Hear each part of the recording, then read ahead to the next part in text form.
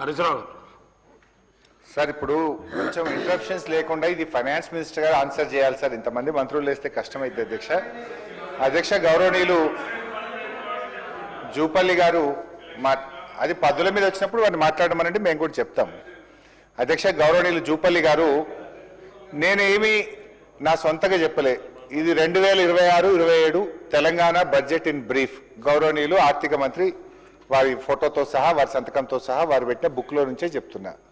ఇందులో ఏం చెప్పిందంటే అధ్యక్ష 2024-25 యాక్చువల్ ఇన్కమ్ 34,633 కోట్లు.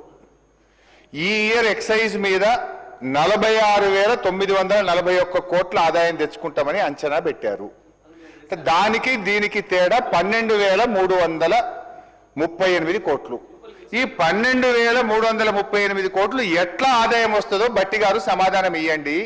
గల్లీకో దుకాణం పెడతారా, మండలంకో బార్ షాప్ పెడతారా, పట్టణానికి ఒక బ్రీవరీ పెడతారా, ఏం చేస్తారు, ఏం మంత్రం వేస్తారు, ఏం మాయ చేస్తారో సమాధానం మీ సమాధానంలో చెప్పండి. నంబర్ 1.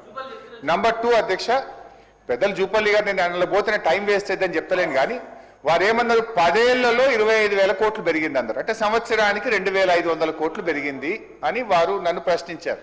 ఇప్పుడు అధ్యక్ష ఒకటి, ఇప్పుడు మీరు ప్రభుత్వంలో ఉన్నారు, మేము ప్రతిపక్షంలో ఉన్నాం. మా పాలన అయిపోయింది, మీరు ప్రశ్నించుడు అయిపోయింది, బిల్లు పాస్ అయిపోయింది, ప్రజలు తీర్పు ఇచ్చారు. ఇప్పుడు మమ్మల్ని అడగడం కాదు, ప్రజలు మిమ్మల్ని అడుగుతున్నారు. ప్రజల గొంతుకగా మేము మిమ్మల్ని అడగడం మా బాధ్యత. ఊకే మీరు ఇంకా పాత ముచ్చట్లు మాట్లాడడం కాదు, మీరు సమాధానం చెప్పండి.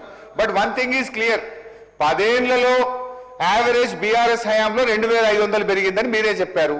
నేనేమంటున్నా, ఇప్పుడు మీరు ఒక్క సంవత్సరమే 12,338 కోట్లు ఎట్లా పెరుగుతుంది? 2,500 ఎక్కడా, 12,300 ఎక్కడా అని అడుగుతున్నా. ఇది ఎట్లా చేస్తారో ఆ మంత్రం ఏందో చెప్పండి, మ్యాజిక్ ఏందో చెప్పండి అంటున్నా. అది బట్టి గారు తమ సమాధానంలో చెప్పాలి.